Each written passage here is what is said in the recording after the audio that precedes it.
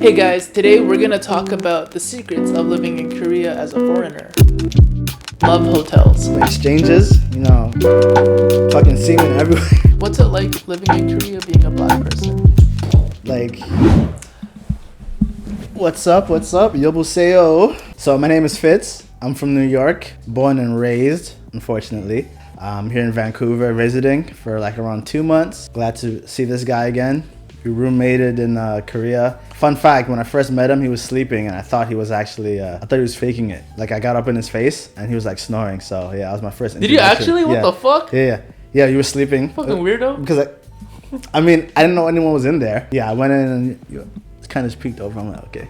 Comparing America and Korea, what would you say are the biggest differences? Again, I live in New York. Anyone from New York knows it's not the cleanest. Korea is super clean. The technology works a lot better. Also, obviously not as diverse. I know another thing about Korea though is that they have these things called love hotels. And they're these hotels that you would book for maybe $60 an hour. No, $60 a night, sorry. Depends where you go, but yeah. However, their main purpose is used only for So this one time I was hanging out with Fitz. This was after our 2-week orientation. This was after 2 weeks. I don't really know why we were in Gangnam that day, but we missed the last train home and then we had no way of getting back. So we were pretty much just stuck in the city. The city is obviously very bumping because it's at night. The night culture in Korea, fucking amazing. However, we were both tired. We spent the whole day walking around. We just wanted to like chill, rest, but we didn't know where to go. And then Fitz recommended. So Gangnam, like you said, is super poppin'. Yep. And this is like a really poppin' area for like bars, clubs, red light district kind of stuff.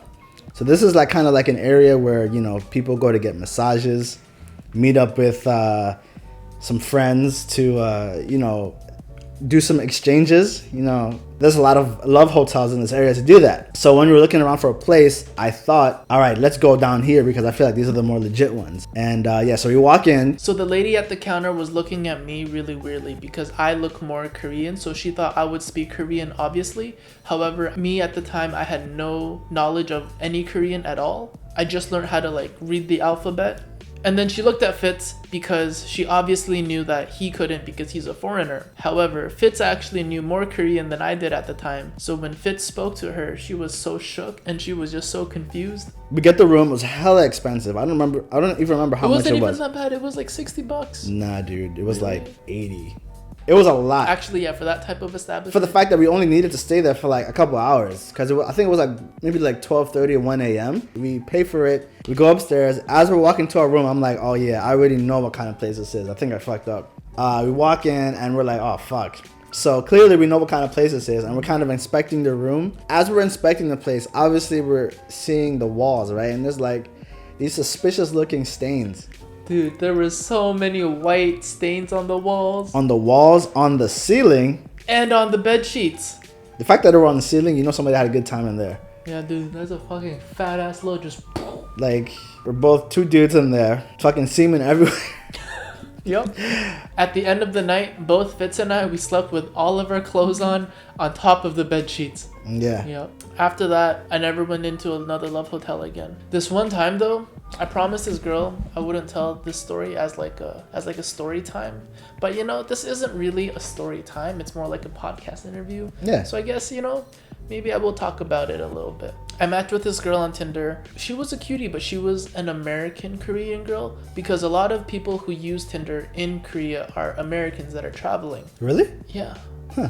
After a couple of days of talking, I was like, hey, let's hang out. And we hung out, we got food, whatever. Nothing really happened. It was mostly because it was like during the daytime and she only had a couple hours to hang out. But we still really enjoyed each other's company. Fast forward a couple more. I went to go take a dance class and then turns out she was also in the area nearby. And I messaged her and then she said, oh shoot, my flight's leaving tomorrow. I don't know if I can hang out. And then I told her, well, you're still nearby. So, we could just grab a couple drinks before you actually leave. So we met up in front of a 7-Eleven. and we bought a couple beers. We bought a soju, and we're drinking. She's taking a couple shots. I'm taking a couple shots. She suggested, oh, let's walk around for a bit. It's still an early night, so we're walking around. We stop by a playground. We just kind of sit there for a bit because there aren't really that many public sitting areas in Korea. Once we're like kind of tipsy, kind of opening up to each other, sitting side by side, having a heart-to-heart talk, it gets a little cuddly, gets a little touchy-feely.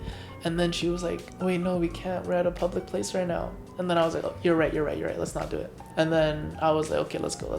Let's just walk around some more. So we're walking around. And then we end up both walking by an alleyway. And I'm looking at it. And then I'm looking at her. I'm like, oh, I remember this. I was like, I mean, you're leaving tomorrow. Then she was like, okay, let's do it. And then we ended up just both doing it in the alleyway. So have you ever had any experiences with like massage parlors and stuff in Korea? Not massage parlors, but like I've had a lot of adventures in those kind of districts. Okay. So I lived in a really small city. I'm talking, I was like 4 hours from Seoul. The countryside, like with the cows and the farms and the old people. There wasn't really much to do there. We didn't even have a club, really. And the next McDonald's was like 45 minutes away. The next town over, there was a ton of massage parlors. And just to give you perspective, on weekends, you see like flyers on the floor promoting these places. And there's even trucks driving around with like these like escorts and massage parlor stuff with the numbers on them, like call today, blah, blah, blah. Is that type of stuff legal? It's not legal, but it's tolerated. One time I went to this district because I wanted to get a massage. I had just gotten back into working out. I walk into this massage parlor. It was called King something. I walk upstairs and the lady greets me, right? And she's like, oh yeah, and I'm like, yeah, I'm here for a massage. She gives me the menu and she's like, oh, here are your choices. So I'm like, all right, I'll pick this one. What was it? What did you choose? It was like the body massage, like I guess the regular one. The one I chose was the legit one. So then she points to the one below it. And she's like, Ego, best massage. And I was like, oh, like how? And she's like, oh, like best, like body. And she kind of like rubs like kind of down here on herself, right? So I was like, nah, just get like the one up here. She looks at me, she gives me this look like, motherfucker, what are you not understanding about this? And she's like, this massage, sex massage. I was like, oh no, like I'm good with this one. So then she gives me this strange look. So then I pay her and I go inside. And halfway into the massage, she asked me twice, like, are you sure you don't want the sex massage? Hand job. I was just like, oh my God, no. Would she have let you like smash? Yeah. Oh, should I go back? I'm kidding. Chill. What was it like in Korea being Asian, but not Korean? Oh, yeah, it was pretty rough. My experience in Korea is that, like I mentioned earlier, I look a little bit Korean, but I'm not. It's the hair. It's just the hair and the earring, that's it. But everyone that I encountered were always speaking Korean to me, and then I'm just like, 한국말 몰라요. Say that again? 한국말 몰라요. Yeah. Did I say it right? The mal. You didn't really... 몰라요. No, 한국말. 한국말 몰라요. Yeah. And then I'm like, oh my God. And eventually, every time I have to communicate something, it'd always be like, body language, trying to communicate. And it was just such a hassle. Over time, I kind of picked up a couple words. I started learning some common phrases. And like? 이거 얼마예요? 화장실 어디 있어요? 치킨 하나 주세요. 맥주 한 병 더 주세요. Or 공기밥 하나 더 주세요. 김치 하나 더 주세요. His pronunciation is pretty good. I mean, I'm not native, but like I learned languages, so it's pretty good. Honestly, I just speak English half the time. It's like a mix between English and Korean. Words that I do know in Korean, I would use those, but other times if I can't explain myself, it's either body language or English. Being Asian while not knowing Korean in Korea is just very confusing for everyone. However, there are the benefits though. If you're trying to get into a club, for example, you may not be Korean, but since you look Korean, they'll still let you in. Yeah, there are a couple of clubs that reject foreigners. It's easy to be like, oh, like racism, blah, blah, blah. But the thing is that foreigners make up a very small minority. And that small minority are being watched through binoculars. Meaning that whatever anyone does, it reflects everyone. So black people, there's not really many in Korea, right? One messes up, we all look bad. Which is like not a good thing, but in some ways you can't really blame them because of just how the country is. If a foreigner goes to a club and fucks everything up and, gropes a girl or does something that he shouldn't, GG's. then the club will, ban foreigners. If you look a certain way, they'll like deny you. At times, I did have my benefits of looking Korean. I mean, it did help with talking to Korean girls. It's kind of like I bring a sense of familiarity, and then they're more open or more comfortable with me, and then they realize I'm a foreigner, but they're still at that same level of comfortableness, if that makes sense. What's it like living in Korea, being a black person? For me, it was extremely awesome. I'll just say it. And I feel like that surprises a lot of people. I've heard a lot of stories where black people have been pushed away by society sometimes. A lot of people say that, but I personally have not experienced it. I experienced the exact opposite. And I was in the countryside, so you can imagine that. And I feel like a lot of foreigners will fight against certain customs that happen in Korea. And so instead of assimilating or trying to adapt, they try and fight back. And of course, I'm not generalizing everyone, but I feel like that's where a lot of the negative experiences come from. For example, go to Korea and try to behave like you do in New York. Being loud in the subway. You can't do that.